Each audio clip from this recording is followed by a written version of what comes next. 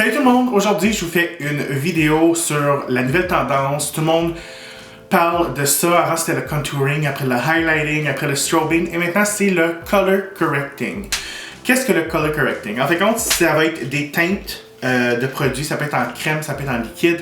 Peu importe, moi aujourd'hui, j'ai utilisé les nouveaux Naked Skin Color Correcting Fluid de chez Urban Decay. Donc, il y a 5 couleurs majeures, normalement, dans les collections ou dans les gammes. C'est pas nécessairement toutes les couleurs que vous allez utiliser. Donc, je vais commencer par vous montrer, ou plutôt vous expliquer quelle teinte est pour qui ou pourquoi vous devriez les utiliser. Donc, on a la teinte lilas, que est pas pour tout le monde nécessairement, puis je crois pas qu'elle est obligatoire. C'est vraiment si vous voulez appliquer une étape de plus à votre teint, mais c'est plutôt pour les gens lorsqu'ils ont le teint gris. Tu sais, souvent on entend parler des gens qui vont dire oh, je me sens que j'ai pas d'éclat dans ma peau, j'ai le teint gris, je sais pas quoi faire. Moi, qu'est-ce que j'aime avec ce produit-là ou avec la teinte lilas, ça va être, on peut l'appliquer partout sur le visage, parce que souvent quand on voit un teint terne, c'est partout, c'est pas nécessairement une région.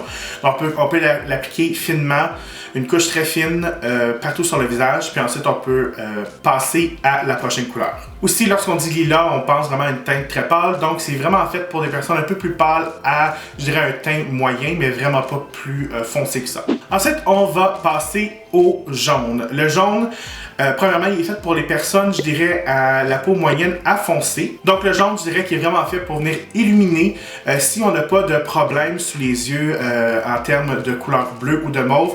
C'est très bien pour aller illuminer sous les yeux, le milieu du front, le pont du nez, un peu sur le menton.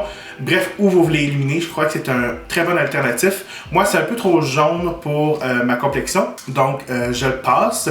Mais si, comme je vous dis, si vous avez un teint olive, un médium à foncé, et surtout si vous avez un peu d'olive dans votre peau, c'est super, super beau. Puis ça va venir vraiment mettre un peu plus de lumière aux endroits où on veut qu'il ressorte. Ensuite, on va passer à la couleur rose pâle. Le rose pâle, je dirais que c'est la version du jaune pour les personnes un peu plus pâles. Donc, ça va venir encore une fois corriger les endroits où on aimerait qu'il y ait un peu plus de lumière, mais ça va pas venir corriger les couleurs bleutées. On passe à mon correcteur favori, c'est le vert. Le vert, ça va être idéal pour les personnes qui ont beaucoup de rouge. Comme on peut voir, j'ai quand même beaucoup de rougeur autour de mon visage. J'en ai au coin des yeux, j'en ai surtout autour du nez, un petit peu sur les joues et autour de l'œil ici. On va juste venir prendre un tout petit peu de ça, puis ça va vraiment venir corriger la couleur. Il faut faire attention, par exemple, si on en utilise trop, soit que ça peut avoir l'air très très gris, ou soit que ça peut avoir l'air très très vert. Donc, allez-y, mollo. Ensuite, on passe à un autre de mes favoris, c'est la couleur pêche. La couleur pêche, c'est vraiment le fun parce que c'est vraiment une couleur qui va corriger les endroits où on a un peu plus de bleu, un peu plus de mauve. Donc moi, on peut voir autour de mes yeux, j'ai quand même beaucoup de bleu ici près de l'œil, dans le coin interne, puis j'en ai un petit peu aussi en dessous de l'œil.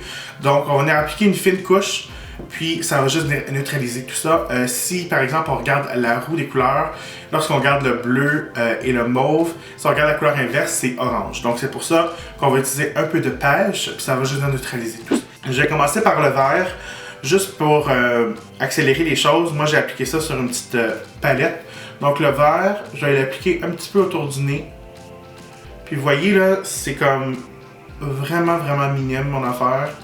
J'aime ça avec un pinceau et le finir au doigt parce que, comme je vous ai dit, on aime ça quand ça va venir pénétrer dans la peau. Puis vraiment, je trouve que ce produit-là est très léger. Donc, je vais aller autour du nez un petit peu. Et pas peur si vous avez une teinte gris, vous avez l'air un peu mort, c'est normal. Parce que c'est du color correcting. Du color correcting, on applique ça, comme je vous dis, en fine couche. Il faut penser aussi qu'après, il va y avoir une autre teinte par-dessus. J'en ai aussi un peu sur le menton, un peu de rougeur.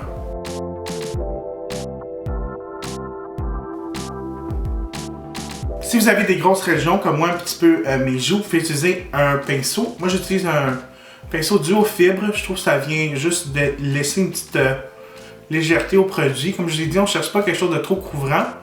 Juste venir corriger. Maintenant, on peut aller passer à corriger un peu les endroits qui sont un peu bleutés ou qui manquent de vie. Je vais utiliser mon correcteur pêche. Je vais utiliser un petit fluffy brush. Pour moi, c'est vraiment ce que je préfère le mieux. Puis je vais aller tout de suite dans... On peut voir vraiment là que ça vient éclaircir. Je vais légèrement... On ne veut pas trop en appliquer. C'est vraiment la clé là. Quand vous voyez les gens s'appliquer ça en clown là, vous allez voir les couleurs passer à travers le fond de teint, je vous assure. Donc dans mon coin externe, j'ai un peu de veine ici. Donc je vais aller en appliquer. Juste un tout petit peu. Un petit peu sur le sourcil. On va finir au doigt. Et appliquez ça vraiment où seulement vous avez des petits problèmes. Appliquez ça pas partout comme un cache-cerne. Comme moi là, vous voyez, j'ai été appliqué où j'ai une cerne bleue, mauve.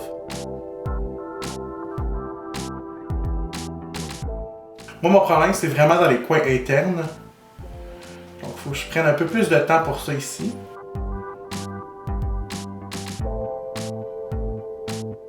Dans mon cas, j'allais appliquer un tout petit peu à la région de la moustache parce que j'ai un peu de barbe qui commence à apparaître. Donc la barbe va être bleue, un petit peu vert. Donc en appliquant ça, ça va juste venir un petit peu camoufler tout ça.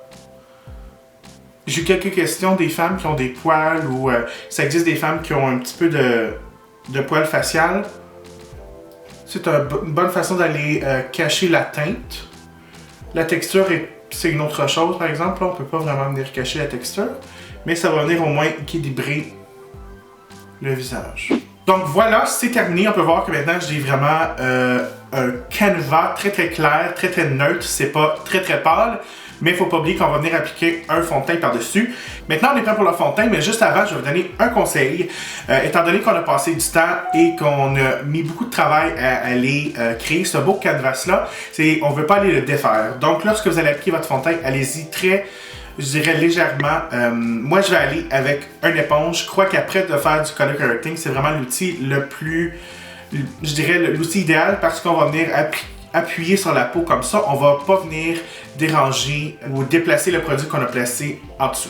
Si vous êtes plus pinceau, j'ai pas un pinceau, on appelle ça un stippling brush. Si vous allez utiliser un pinceau, c'est pas le bon pinceau, mais je vous dirais encore une fois, allez-y. Vraiment tranquillement, on ne veut pas venir déplacer le beau travail qu'on vient de faire. Donc j'allais appliquer mon fond de teint et ensuite je vais revenir pour conclure la vidéo.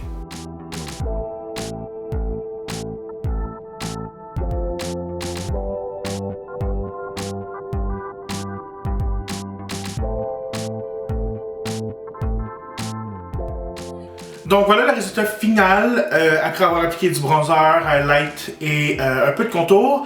Donc mes sourcils ne sont pas faits, je n'ai pas de maquillage à part un peu sur les lèvres parce que je m'apprête à faire une autre vidéo. Mais c'est le look final, on peut voir. On ne va pas voir de vert ou de pêche ou peu importe. En fin de compte, vous ne devriez pas parce que le fond de teint que vous allez appliquer par-dessus, ça va vraiment vous donner une couleur uniforme. Puis c'est censé vous donner un bel éclat. En gros, en toute honnêteté, moi, j'ai jamais fait de color correcting, mis à part un peu de pêche et orangé sur certaines clientes. Ce n'est pas une chose obligatoire, vous n'êtes pas obligé. Des fois, on se laisse... on dirait qu'on se laisse influencer par ce qu'on voit en ligne, le color correcting, puis le clown contouring, puis...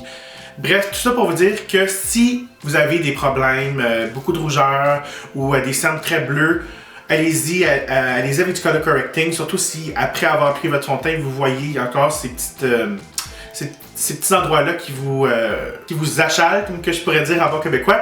Je vous dis que peut-être le color correcting, c'est pour vous. Mais si vraiment là avant vous n'aviez pas de problème avec votre fond de teint et votre cache-cerne, c'est pas quelque chose que vous devriez faire, c'est pas quelque chose obligatoire. Donc je suis seulement honnête. Maintenant pour le review, parce que c'était ma deuxième fois utilisant les produits Urban Decay, le color correcting, je peux dire que c'est très léger sur la peau. C'est pas séchant, c'est pas hydratant, c'est confortable, je pourrais dire. J'aime le fait qu'ils sont pas trop pigmentés. Ils sont pigmentés, mais ils sont pas... J'ai vu d'autres palettes, puis lorsqu'on parlait de pêche, c'était carrément orange. Lorsqu'on parlait de jaune, c'était comme couleur taxi. Donc j'aime le fait que ça soit un peu plus safe, je pourrais dire. On va faire moins d'erreurs avec des couleurs qui sont un peu plus pâles. Donc j'ai bien aimé ça. Et c'est ça, c'était ma vidéo. J'espère que je vous ai un peu éclairé sur le sujet du color correcting. Sur ce, n'oubliez pas de vous abonner si vous êtes nouveau à ma chaîne et que ce n'est pas fait. Et me donner un beau gros thumbs up. Et on va se revoir dans une prochaine vidéo. Bye!